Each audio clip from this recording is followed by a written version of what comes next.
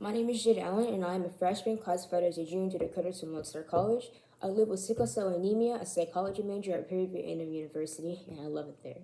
I plan to be an online therapist, but before, I want to receive experience in the ABA community as an RBT. Something that I have become aware of and that saddens me is how people don't actually know how to help others feel better. People shouldn't have to take psych classes to know how to help others. I guess a lot of being kind can be attributed to common sense. For example, if you see someone sad or upset, you know that, hey, something's wrong. But after identifying the issue, people tend to hit a snag in what to do next. The most common question asked is a question I have a love-hate relationship with. 3 words that probably every decent person has said, but maybe some well-meaning behind it, and that is, are you okay? My problem with this question is not the question itself, but what becomes right before and right after it. See, who do you ask this question to?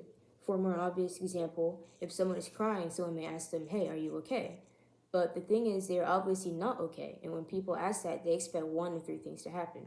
One is that they say no, and you say the standard I'm sorry, and the standard you can always talk to me, and then you walk away knowing full well that they will never call, and that you're actually never responsible for truly helping them.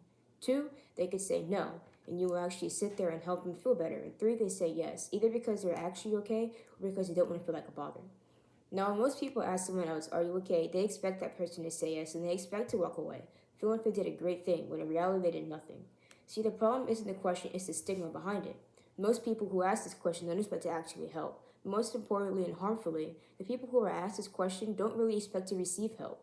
Even begrudgingly, someone is smiling and joking and having fun, you won't even consider asking them that question, even though they can be feeling the most depressed. I wish I could say that I have an answer on how to fix this, but I can't say I have the passion. I can say that I want to be able to revolutionize psychology outside of psychology and show the everyday person how to look out for depression in everyone, and not just those that seem sad or down. Being truly compassionate and selfless shouldn't just be reserved for people going to psychology-related fields. Instead, it should be taught to everybody.